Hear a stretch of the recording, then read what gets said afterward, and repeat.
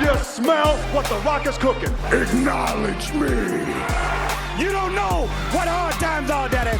We are bad to the bone. Get it? Bad to the bone. Tell me when I'm telling lies. I'll fight anybody. Who do you want? Just let me fight him. Let me tell you something, Jim Ross. Mega power, yeah. We're coming for you. We are the best of the best. Woo! Wheeling, dealing. Smart marks. And that's the bottom line, cause Stone Cold said so. What's up, everybody? Welcome to Talk 'em Into the Building, a pro wrestling podcast where we talk about the promo. We concentrate on the promo. We talk about the talkers, hype the hype men, pontificate on the promo. I'm Greg Troxel from the A right here, Atlanta, with my boys, Ida Lead over in the West Coast from LA, Hey. and then Adrian not too far from me outside of Atlanta as well. What's going on, fellas? Adrian, how you feeling? I'm feeling good, man. I'm feeling great, ready to get into this episode. I'm excited. Ida Lead, how's it out there in the City of Angels? Oh, it's lovely. It's like 95 for like several days, so I'm enjoying it. I'm not gonna complain about sunshine. Nice. So anybody who this is your first time joining us, we just love to talk about promos. We don't like to always just, break down what's happened on Monday or Wednesday or Tuesday or whatever other day of the week that we have wrestling nowadays, or in the afternoons or whatever other times, right? We like to do it a little different. We go old school. We kind of break down some new ones. We go through themes. Go back, check the archives, y'all. We have some fun. Kind of going back into old school. I take y'all back to the 80s sometimes, back to the 90s, or we may go to Attitude Era. We may go AEW. You just never know. But tonight, we're going to do something a little bit different. We're going to bring the truth out. We're going to go into our truth. Run the truth killings. We're just going to jump around, kind of look at some of his promos at different places. But before we do, Idly, I'm going to come to you first. What was your first memory of Ron the Truth Killings? Oh my gosh, I'm gonna go back. I'm gonna take y'all back. I don't think I've taken most listeners back, because we're talking about a little bit back here where you have one road dog who is floundering as sorts, and let's call it what it is. There's a little cultural appropriation there for most of that run. Definitely. And then he had a sudden partner in K-Kwik, as he was known back then, right? I really don't know how long that lasted. I just remember it almost felt like it vanished in a moment. But hey, I was sports entertained. I thought it was pretty funny, and they were pushing some things that didn't quite connect.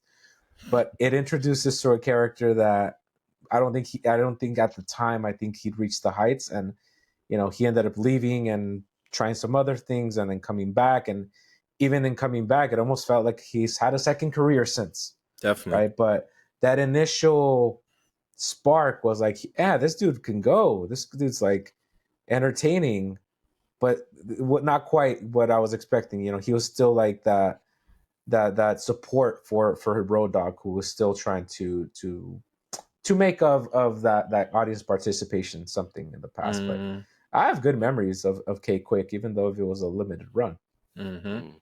So, Adrian, before I come to you, because Idly brought that up, I'm going to go ahead and share something. Because I didn't plan that. We didn't plan that talk right there. But I'm going to go ahead and share promo number one. Interrupting this match. As you see, there's K-Kwik just interrupted the match. Came out of nowhere. On MTV last night. Because, that's what would happen on WWF at the time. It ain't time for you to be out here scrapping. It's time to raise the roof, get rowdy, and start rapping. Rapping? You love rap, don't you, Dale? Oh, you better call somebody. D-O-double-G. Hey, K-Kwik, get rowdy. Oh! Come on, get rowdy. Get rowdy. Come on, get rowdy.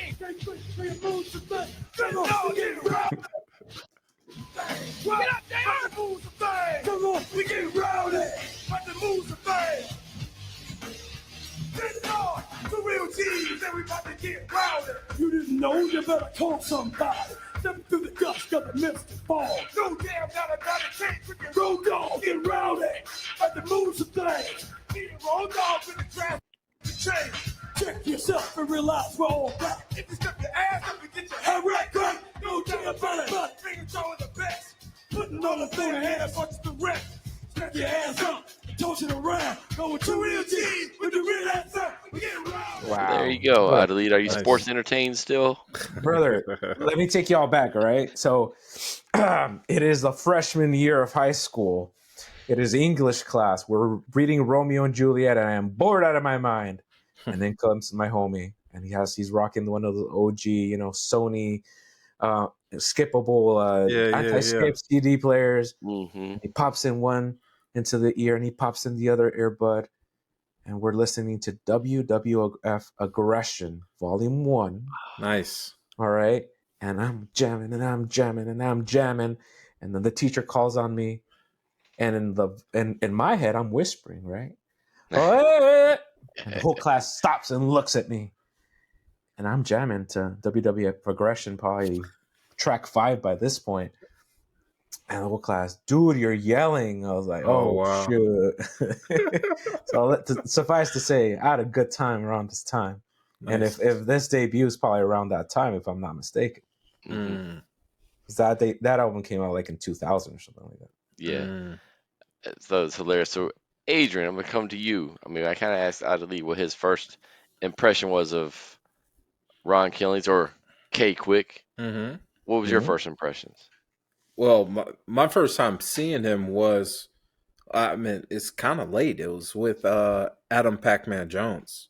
Because I wasn't really into TNA. I'll watch it every now and then, but I wasn't really entrenched in it. But everyone knows that I'm a big football fan, and I'm a big football guy. And Adam Pac-Man Jones was one of our Atlanta guys, and I would support him. And that was around some legal stuff, him wilding out every now and then. You can use your Google machines to find those out, but it brought him to professional wrestling. And that's what got me. That's essentially what talked me in the building for a quick moment. It was a quick cup of coffee for Pac-Man, but I do remember seeing Ron Killings or whatnot. So that was fun. And he's just an ageless wonder, like it's crazy. It's insane. It truly is. So, interesting thing about Pac-Man Jones. Mm-hmm. Do you remember who took his spot in that world title match? Shoot, I don't know. Was it R-Truth? No, R-Truth and Pac-Man were teaming up. Right. To go up against, let me see who. I forgot who they teamed up to go against. But they were going up against, I forgot who it was at the time. Let me see. I just Googled it. AJ Styles and Tom Cole for the TNA World Tag Team Championship. Okay. Yeah. That's in Atlanta, by the way, at Bound for Glory. Mm. And his partner, who had to take Pac-Man Jones's spot, was one Consequences Creed. Oh wow, nice. Okay. I.e., Xavier Woods. Nice. Of the New Day. Nice. That's dope. Did you go to that show? I did. What venue was it? Where was it?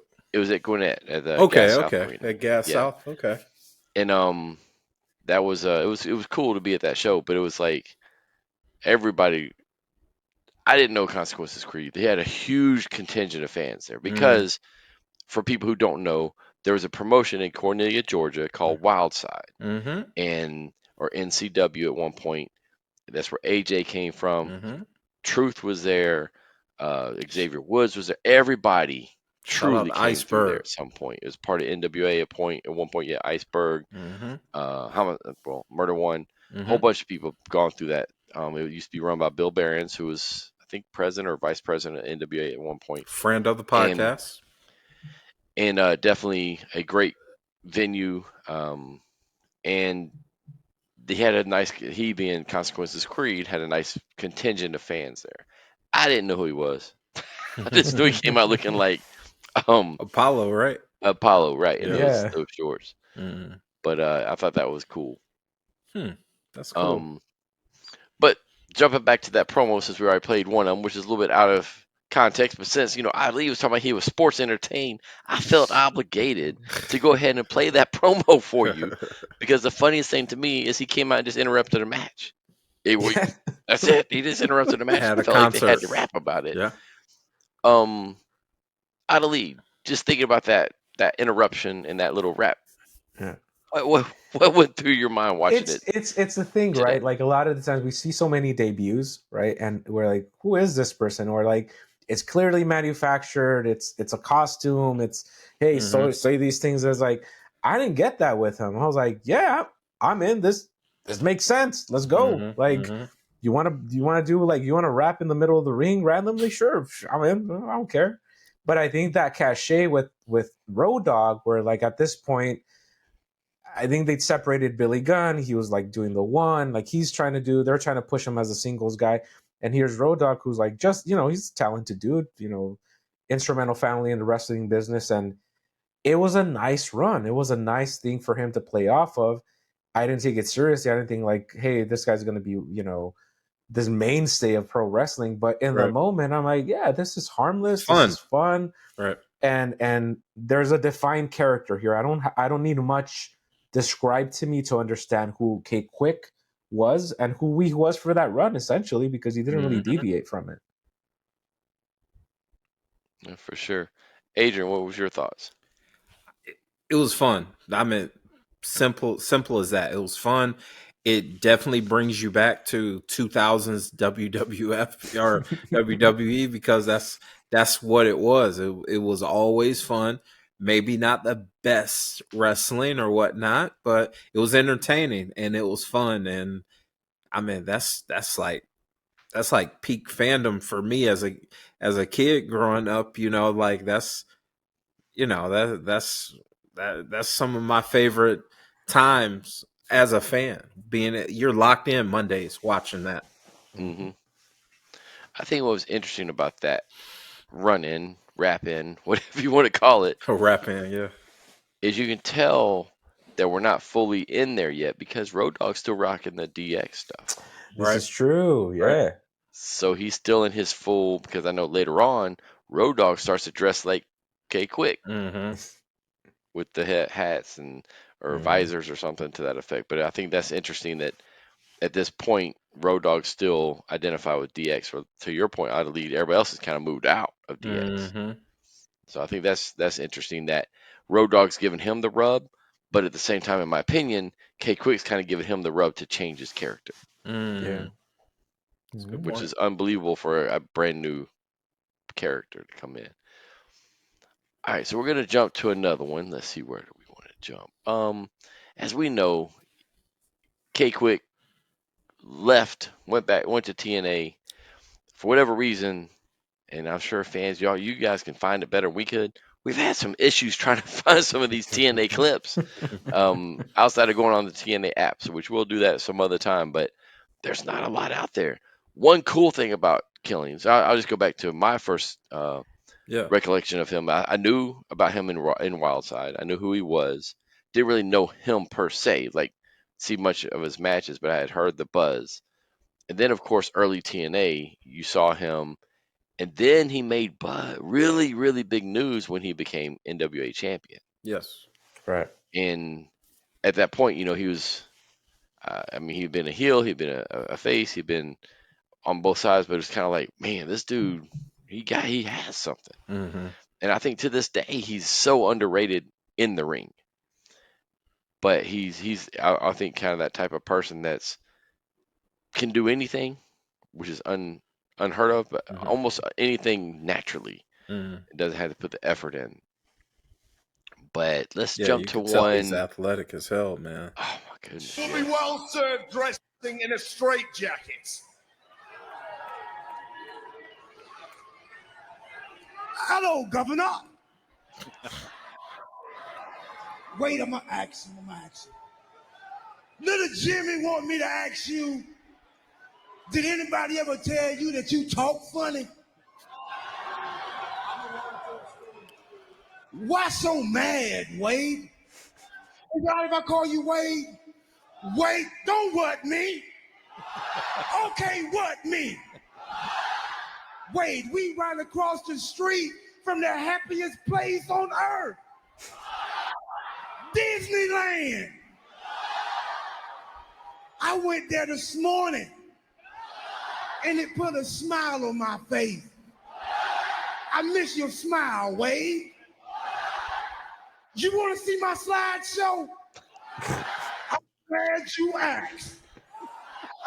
You see, it started with me when I met Mickey and Minnie. Hey. 2 peas in a pot.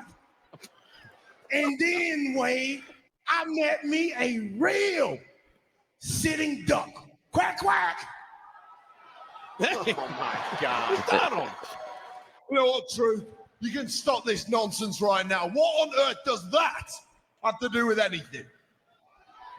I'm going to tell you. I say I'm going to tell you. You see the last one I met, Pinocchio?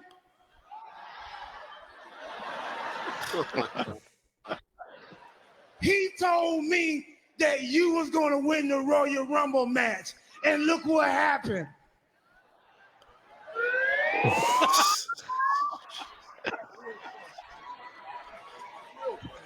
I don't even know if that's PG.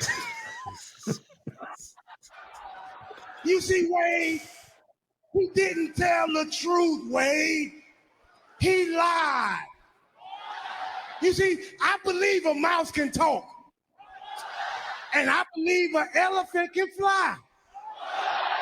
But I don't believe for 1 second that you're going to win the Royal Rumble match. Cold. The truth, the whole truth, and nothing but. Hey, look at this. That's a time capsule right there.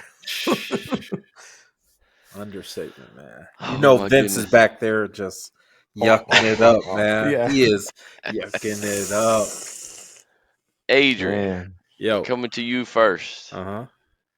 Tell us about the truth, the whole truth, and nothing but the truth. What did you think about that one? Okay, this brings me back, honestly, as a time where I was kind of distant from WWE or wrestling overall. This was definitely a dark period for WWE programming with me. For some odd reason, I just couldn't really get into it.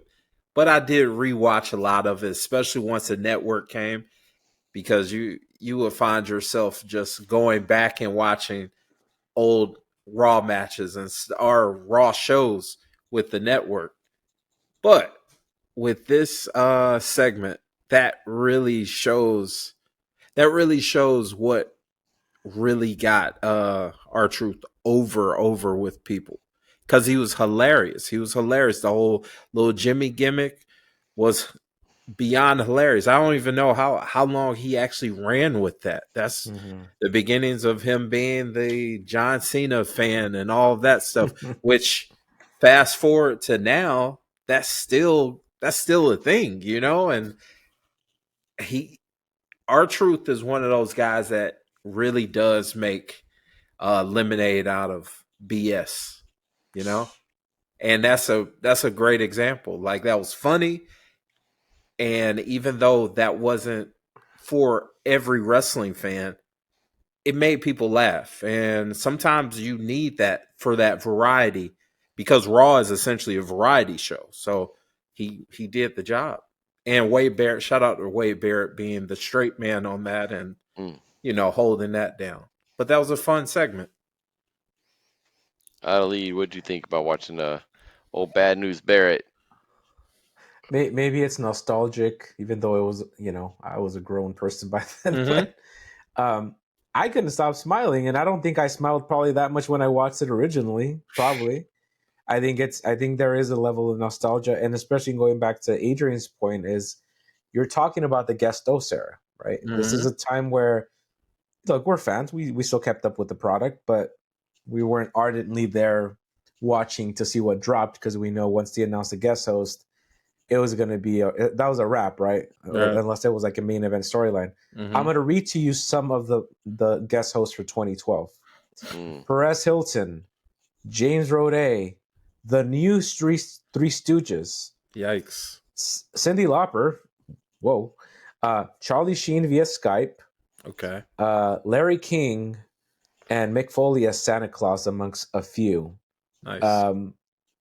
So, we're talking of an era where the humor is it's a personal judgment if what you thought was funny during that time. But to me, it's like the crowd wasn't into it, clearly. Like they're wutting him, and he's staying the course. He's reading the script, he's hitting his marks. They got this light show that I'm sure they practiced a couple of times. And it fits. It's haha. It's funny in the moment. I'm not invested. I know this isn't leading to some match, but even down to the end where I said this is a time capsule because everything about this is like from the clean face Wade Barrett, who probably still had hopes of being a main eventer, God bless him, to Miz in that full getup, and we know how 2012 goes for him, right? Mm-hmm. It's interesting to see how, despite what a throwaway segment essentially this is, right? These dudes are still mainstays. Mm-hmm. How many years later, right? They still have a relevant place in the company. So I think that's pretty fascinating in terms of just dudes that can go out there and just work, just make it work. I think what's interesting about this is Truth has a unique ability to be funny, but you don't have to suspend the disbelief or you don't have the challenge of suspending the disbelief like you do some other comedy figures. Mm. I mean, like kind of, this can be kind of a crazy analogy, but Undertaker. Nobody complains about the lightning or the fact he's a dead man or any of that kind of stuff. We all just, okay, yeah, it is what it is. Accept it. Yep. But then you get some other people coming out, that's just stupid. Right? And Truth has that type of he's like that dude that he comes across so genuine. Go back to the first promo we saw with the K-Kwik. We came out, he's rapping. There's a genuineness that comes out. Like that seems like this dude. Mm. And then later on, when he's with 3 Live Crew in TNA, that's just this dude. That's how he is. Mm. Then you get this little comedy type figure, and you're like, that's just this dude. That's how he is. You never feel like he's playing a character. Yeah. Even the way he is today, when he's talking about John Cena was my favorite wrestler and this and that, and kind of transition into quote unquote John Cena's stunt double in a way. And it seems like, and he plays it so well, you're like, that's just this dude. He comes across that good. I think that's credit to him being seemingly very authentic. Mm-hmm. And that's part of the reason why everyone loves the guy, because he seems such like an authentically good-natured, fun person to be around, which is huge for a locker room or huge for a working environment. Like, you want to have those kind of people around that no matter what's going on, this person is going to make me feel good about being here. And that's what he is. His value to that locker room to this day. And we just finished seeing it when he wasn't going to be re-signed, and we heard like there were superstars that were tweeting, like they were just putting it out, like I'm pretty sure WWE pretty much has like a bit of control when it comes to what they can put out messaging wise. There was a number of them that were just like, nah, this is whack. Like, this is BS. If you're going to release anybody, it shouldn't be this guy. Like that shows, that's credit to his value as a person in that locker room. Like he hasn't been he hasn't had no long championship runs. We're not ever going to look at R-Truth in the same light of past champions and all of that stuff. But though, as a coworker, those people thoroughly loved that man. They loved him. So that's just an example of having fun and being enduring like that. And it's crazy that it's been like that for years. Right. Like there's a segment somewhere where he you know, they it's like off the air, and like Roman Reigns riles up the troops, and it's like his birthday or something like that. But it's like, this dude's beloved. I don't, next to a Rey Mysterio, I don't think anybody has like a bad thing to say for this dude. You know? No, you're right. So, kind of piggybacking off of that one, this was my favorite version of the R-Truth character. Parks in Texas. Wait till you see the look on little Jimmy's face. Yeah, Jimmy, I told you I had a special day for you for your birthday. I knew you would be happy. Let's have some fun. Come on, Jimmy. Hi, welcome to Austin's Park. How many? 2. One big guy and one little Jimmy. Oh, you know what, man? It's my day off. That'll be $40. Damn. All right. There's a skee ball, okay? You ready? That's what I'm talking about. Watch how I do mine. I bet I'll beat you. Come on, Jimmy. You're not gonna catch me. 50, I win! Ah, yes! You ready? Here we go. I'm killing them over here. I told you. I'm the man in air hockey. Punch you having a ball. Both hands on the horse, Jimmy. He's starting to buck.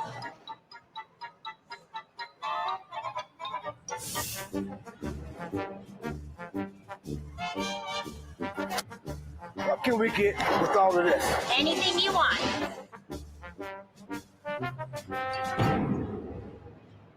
That! We want that! You ready? Let's go. Come on, Jimmy, pick up your end. There's a lot of stuff to do out here, little Jimmy. Not too fast, little Jimmy. You're making me sick. Before I jump too much to little Jimmy, did you notice the one thing he said in the beginning that related to the last promo? What? Not quite, no. He walked up and she says, 2. She said, what? He goes, it's my day off. Don't what me. Oh, yeah. Okay. And because That's he'd been funny. getting whatted all the time. Right. And I'm like, Right. that little subtle dig, this I thought was cool. Mm-hmm. But watching that, Adrian, come to you first. Little Jimmy.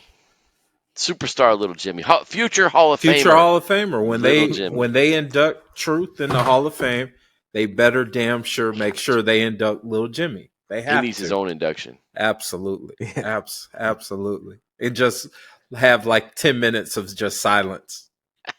Or our Truth on the sideline. Like, man, that's gripping stuff.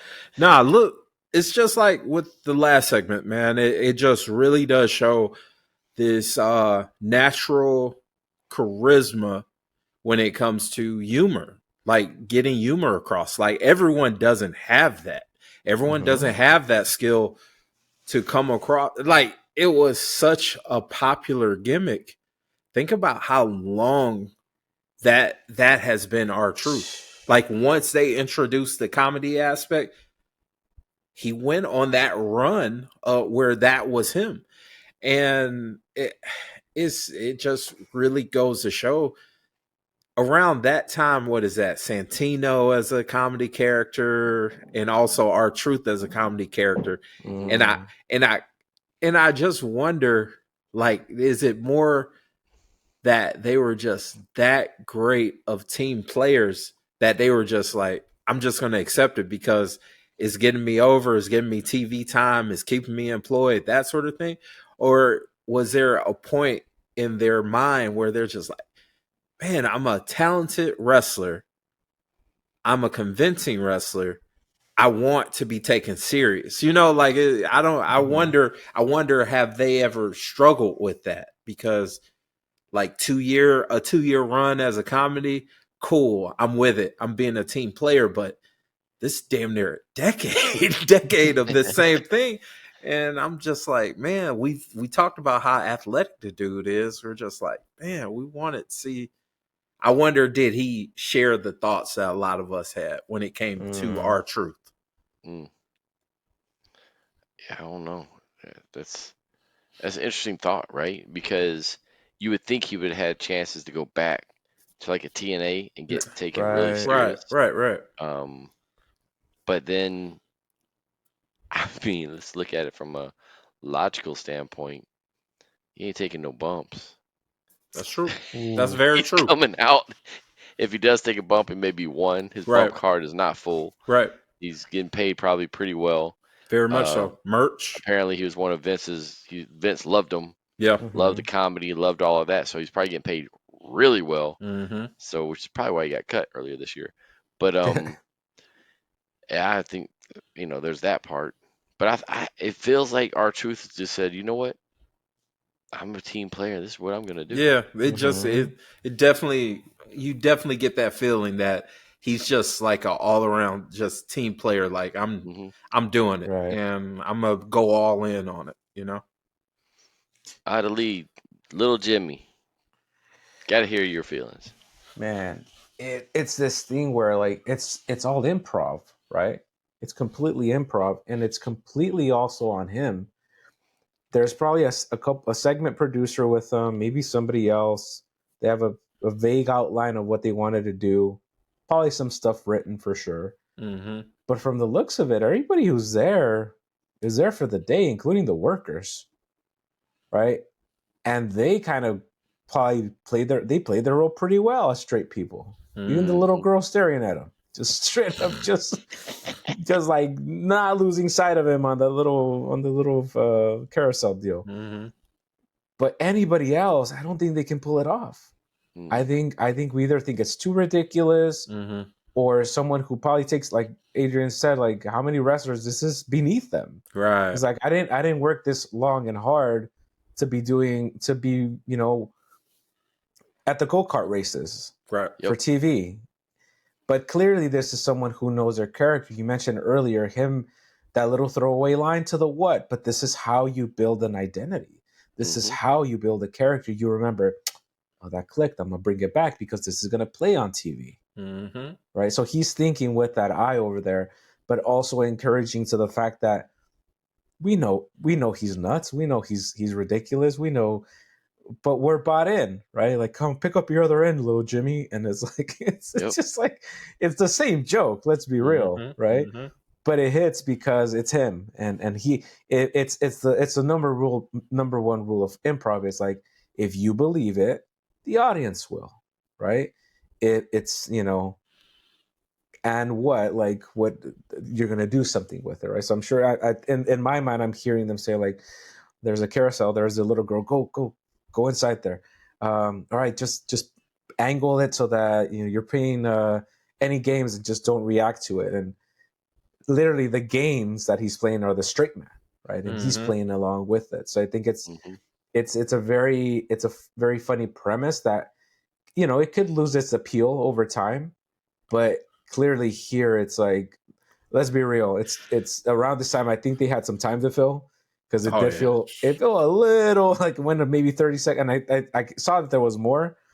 So I think in today's era this probably would have been like a 30-second segment probably.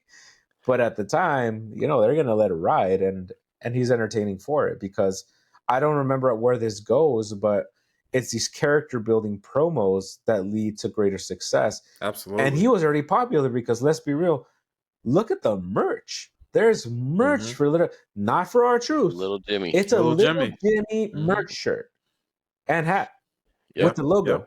That's crazy. Yep. What's interesting, listening to you guys talk about it and how he bought in, right? If you've listened to interviews with him, there was a throwaway line that he referred to the crowd as Little Jimmy. And somehow it turned around into an imaginary friend. And think about who he was in the ring with at times. There was a time where he's going back and forth with Triple H, and Triple H starts feeding into it, and he starts talking to like he has an imaginary friend. And then it's like it's them but going back and forth. It's crazy. But it kind of made me think, like, he bought in. Right. And he just said, you know what, we're going to roll with this. and I'm going to do my best with it. And you think about how that could fall. Look on paper. Okay, R-Truth, here's what you go. You're a former NWA champion. You former U.S. champion at this point, I believe. Had already main evented a pay-per-view against John Cena. So he was legit at one point, in the ring. But here's what we're going to do. You're going to walk around a Malibu Grand Prix type amusement park with a imaginary friend. You're going to bring this imaginary friend to the ring. Right. We're going to have merch for this imaginary friend. We're going to have little Jimmy. You roll with that. He's like, all right, I got this. And this, to me, proves a point that Bruce Pritchard brings up and has been criticized for before. Okay. If the right person embraces what character is given to them, they can make it work. And he's always said the Red Rooster would have worked with the right person. Yeah. If Terry Taylor had bought in, then now how do you make it work? I don't know. But I mean, this dude took an imaginary friend. Right. And made it work. And acted crazy with it, right? And it's like that type of thing that says, with the right person, these characters work. And think about Santino. To this day, has this freaking snake on his arm. Yep. Sock. Now you got the Mr. Iguana, same with an iguana, and people lose their crap over it. Yep. So it's like the right person buying in. I think this is a true testament to that. Some of the most ridiculous things are currently like super over. Like, look at Orange Cassidy. The concept, the thought process of an Orange Cassidy, of a Danhausen, like they're all completely ridiculous, but they're super over because those guys fully bought into that gimmick. 100%. Harley Cameron with that puppet. Like, people were going crazy over a damn little puppet because she was so into it, like locked in on it. So, yeah. I saw an interview with R-Truth, and he's talking about being at meet and greets, and that he would stand up and be standing there with up here, and the person that he's taking a picture with is sitting down there with their arm around little Jimmy, and there's nobody there. And he's like, talking about his mind being blown, like people like, can I take a picture of little Jimmy? He's like, go ahead. And it's like, there's nothing there. It's crazy. He did say that he proposed a little Jimmy action figure, and it just never worked. They never did it. That would have been and all it was going to be was an empty blister pack. That would have been hilarious. That would have been hilarious. That's a collector's item, dude. Yeah. That's awesome. I'm surprised they haven't done that. I'm surprised they didn't either, because they come out with the "You Can't See Me" John Cena, right? Right. Oh, is it clear or something? Clear, yeah, it's clear. I was thinking of making like a 2-pack or something with R-Truth and little Jimmy, and it's nothing. So, and what's funny is when they talked about that. I don't know if you guys remember the Brady Bunch TV show, but I saw this one time. I actually had to go look at it because I was like, I don't remember this, but I guess one of the girls on there at one point had made up her own boyfriend. He was imaginary. They came out with a Funko Pop 2-pack of her and an empty boyfriend. Oh, wow. That's awesome. And I'm like, that's hilarious. I'm like, oh, they should have done that with R-Truth. That's like the perfect Comic-Con exclusive, right? Like a 2-pack, R-Truth, Lil Jimmy, empty blister. Or maybe, hey, we just saw it, the little hat and the shirt. That's it. Yeah. All right, fellas. Well, I got one more from Mr. Ron, the Truth Killings. Be a little bit different, a little bit older. I'm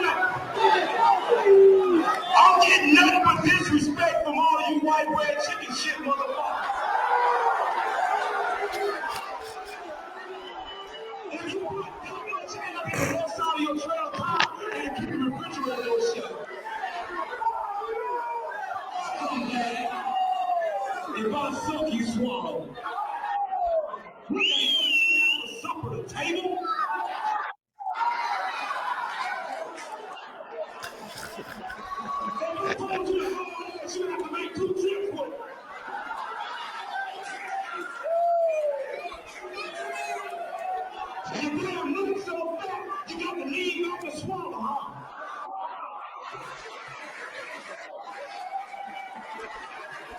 You ain't got no mama, you got two daddies, Paul. Didn't make it well. Didn't make it well. I'll be your daddy. That dog had to hit me over the fence, Paul.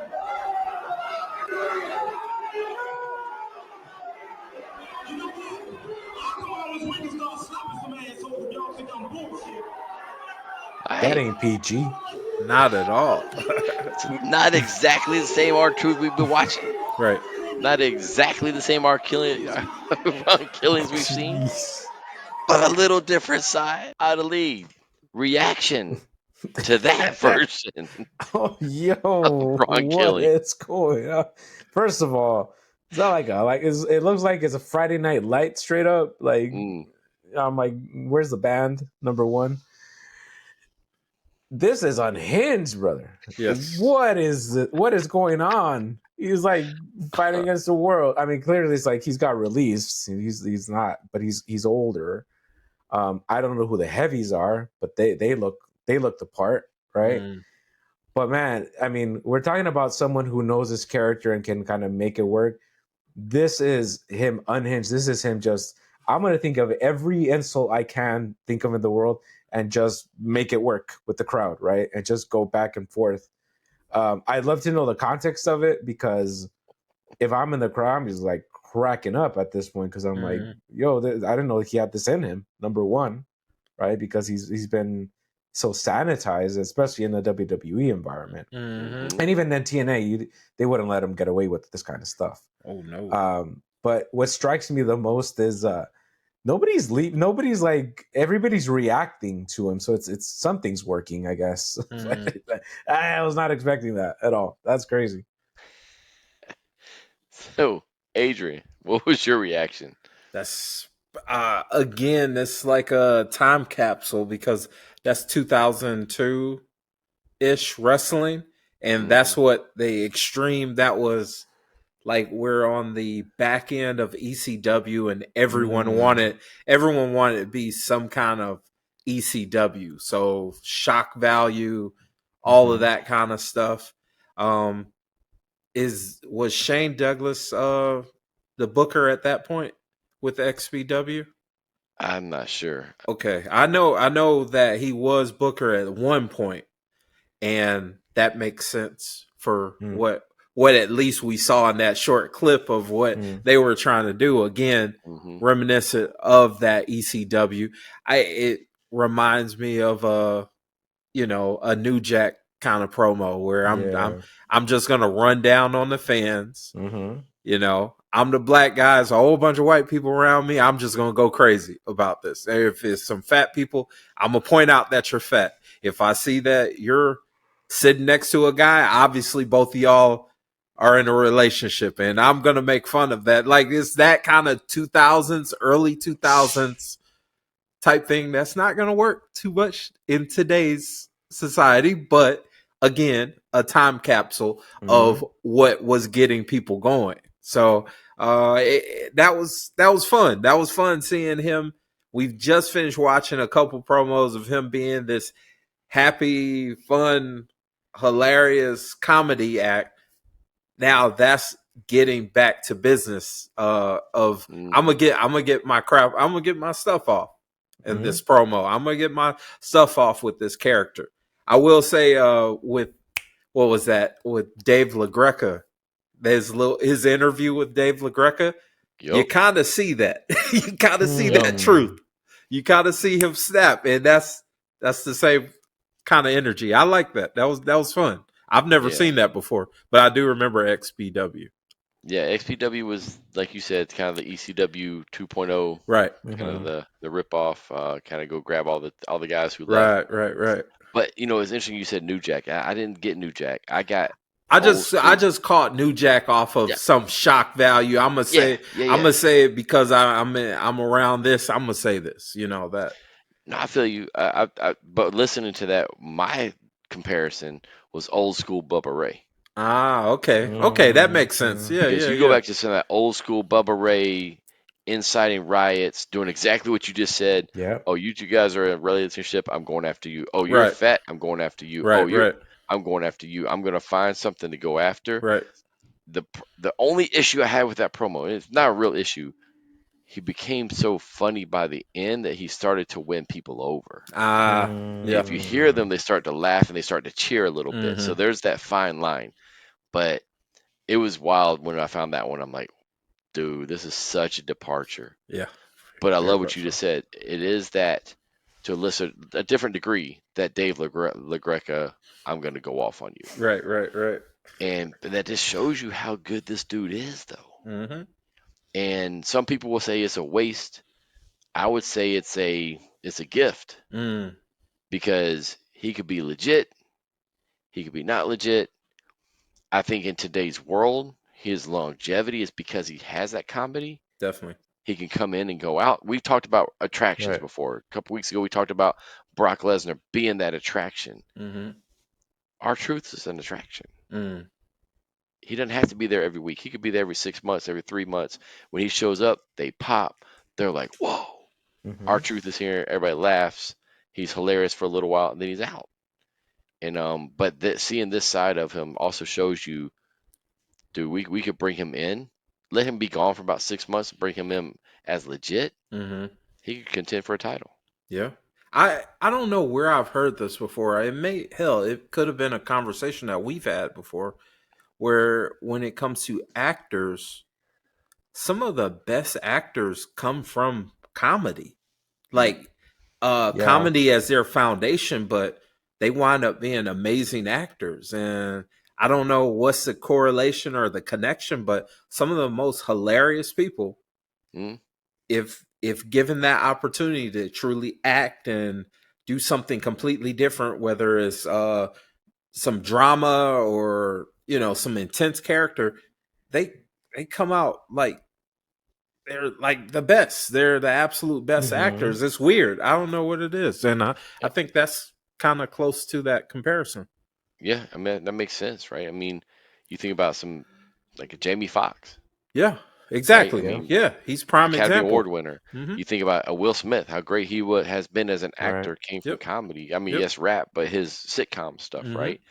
Tom Hanks, Right. Robin Williams. Yeah, Robin. I mean, down the line, exactly. Stand up, right? Yeah. They're all comedy, and I mean, you can even say that about the Wayans brothers. I mean, yes, they may not have had those blockbuster Academy Awards, but you go watch some of their serious stuff, they're damn freaking good. Yeah.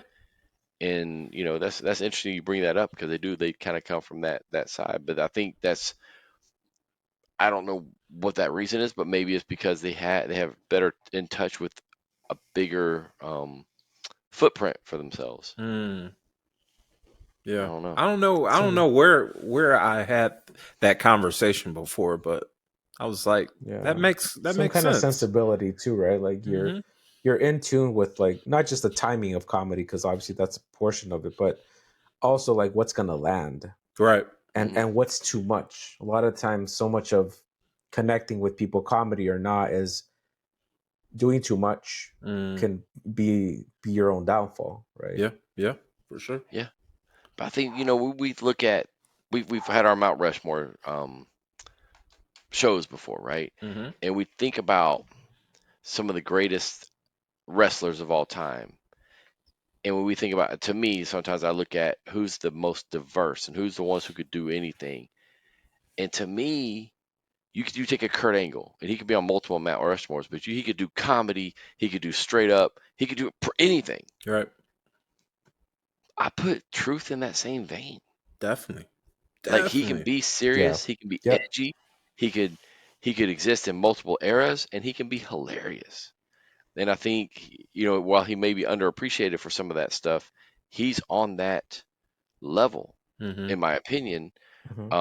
Whether he's been able to showcase all that all the time at the same level as a Kurt Angle, maybe not. But you think about a Kurt Angle, Jerry Lawler, R-Truth, they could do comedy, they could do pretty much anything. And it's just, I think he's in that discussion. Definitely. 100% agreed. 100%. Hall of Famer through and through. Oh, for sure. For sure. And like we said, little Jimmy got to be there. But thank you guys for joining down this kind of a little bit more of a, not saying necessarily a memory lane, of R-Truth, but just kind of a celebration of R-Truth, right? For sure. I mean, kind of dipping and diving into a couple of different eras there and ending on a note that we just didn't see coming. But that's kind of our truth. Sometimes you just don't see them coming. So thank you guys for going down this path. For all you guys, everybody out there listening, thank you so much for listening, watching on YouTube, intothebuilding.com. Hit the subscribe button. Make sure you leave some comments. Let us know your favorite R-Truth memory and some other things you might want to see. R-Truth, we scratched the surface. Definitely. We just barely even scratched the surface. There's so much TNA out there. There's so much, Wild Side, a lot more WWE things. One of my favorite versions is also the Awesome Truth, the original pairing with Miz. And it's just like, man, this dude has been so underrated. One of the things I just have to touch on this. One of the things I've been saying for a couple of years, I think Adrian, I've told you this before. One of my things I would love to see him do is win Money in the Bank and have that briefcase for a year, because I think it'd be the most hilarious 12 months in the world. Like, I just cannot imagine R-Truth running around with that briefcase. You could have recordings of him losing it. You could have recordings of him in the airports with it. Little Jimmy steals it. I mean, all kinds of stuff, right. And I would love to see him cash in 3 minutes after, like, 24, 12 months, and he wins, but he doesn't win the title because he cashed it in too late. Too late. That'd be Because he perfect. forgot. It's expired. Oh my god. Or he could be that first person to cash in on TNA title or some crazy, right? But anyway, thank you guys for going down this memory lane with me. For Adelie, for Adrian, I'm Greg Troxel. Thank you guys for joining us here on Into the Building, and we will see you next time right here on Talk 'em Into the Building.